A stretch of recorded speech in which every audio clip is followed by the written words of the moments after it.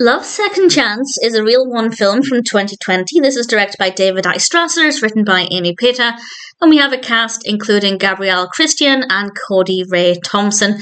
It sounded really interesting, but unfortunately I thought this was pretty boring, and it's largely because the narrative felt rushed. It was all over the place. Aside from that, it wasn't bad, and by that I mean the characters' motivations are believable. We have some quite likeable characters. They're not necessarily the most interesting, but they're likeable enough.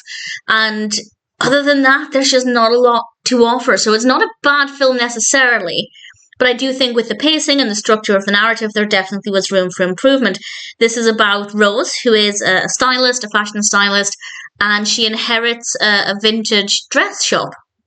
So she has to go back home to the dress shop and obviously work out what it is that she's going to be doing with it.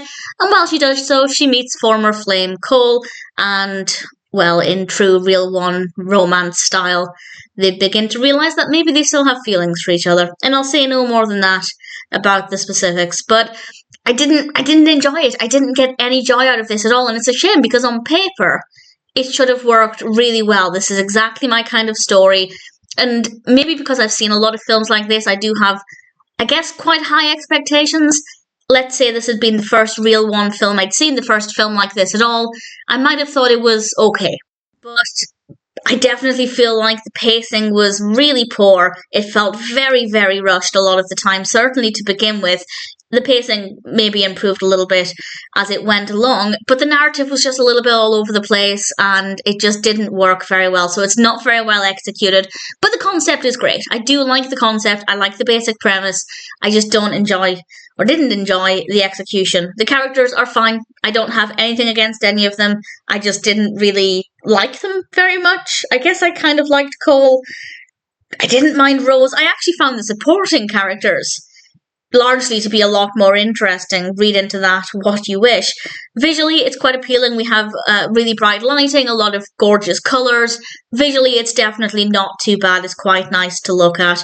But that's obviously not enough to carry the weight of a film. It needs a decent narrative and likeable characters. The characters are okay. The narrative has potential, but I don't think it was handled very well. Do I recommend it? Only if you really, really, really love this kind of film. If you've seen many other Real One films or Hallmark films or Lifetime films that are quite similar, then this style of film might appeal to you.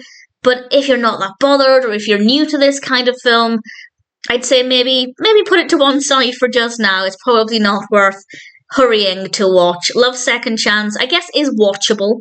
It's not insufferable. But I didn't really think it was a very good experience. It had potential, but unfortunately, Love Second Chance just didn't meet that potential.